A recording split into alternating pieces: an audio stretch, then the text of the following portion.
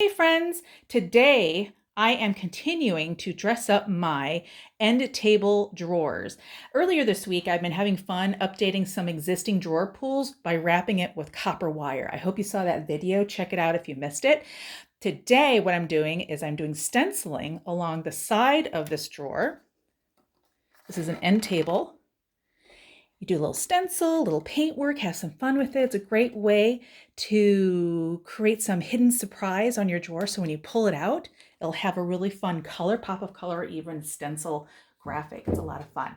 All right, so today for this drawer, this is a matching drawer, the one I just showed you with the stencil. I'm showing you what I'm doing. I'm adding fabric actually to the front of my drawer here, and I'm very excited about it. This is the same fabric for some sitting chairs that I'm working on right now, so I'm really excited to create a matching set. What I did, now I'm a Mod Podge girl. I love Mod Podge, but for this particular project, I decided to try a new technique. I'm a little nervous about it, but so far it's working out. I used a photo mount spray instead of Mod Podge. Photo mount spray, in my opinion, is a little bit firmer, a little bit tackier, and it really keeps your fabric in place. Whereas with Mod Podge, for me, it's just a little bit too wet, too long, and things can kind of slip and move. I like the photo mount spray. So what I did is I did the photo mount spray, and you guys, you know what? If you don't like what you did, you can always pull it off, right? And do a do-over. So don't stress about it if you're nervous about trying this technique. After you apply a rough swatch of your fabric, you mount it on the way that you like. And then what you're going to do, you're going to use a razor blade, and you're simply going to cut along the edge of the fabric.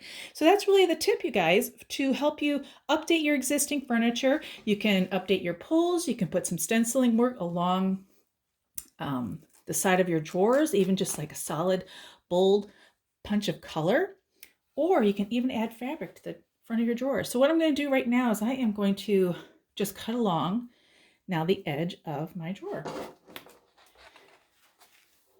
So that's what the rest of this video is going to be about. It's just going to be me cutting away at this fabric using a razor blade. And feel free to scroll on by if you don't have the time to watch this process. Oh, and by the way, if we haven't met, my name is Kristen LeDuc. I am the owner of Porch Nook, a decorative paint business located in Urbana, Maryland. Okay, I'm trying to get a good angle here because I'm working with this camera that's kind of blocking my visual. So with this fabric, you just kind of find an edge and you work along that edge. Now I'm also learning during this project, so it's not going to be perfect, and I'm going to have to be okay with that. I am wondering if perhaps this particular technique would work better with a thicker grade of fabric. And this is a bit thinner. It's a thinner piece of fabric, and I'm wondering if a thicker piece would actually cut better, a little cleaner than this. So that may be a worthwhile test in the future.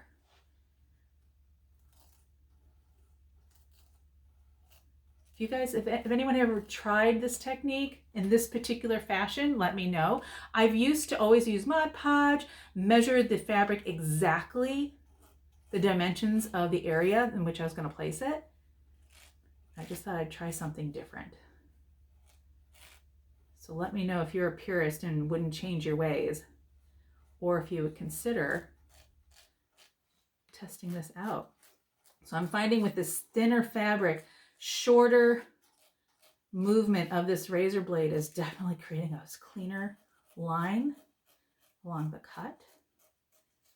Now, once I'm done trimming this fabric, what I'll do is that I'll get a 220 sandpaper to take care of any flyaways. And then I'll seal it with probably a polyurethane.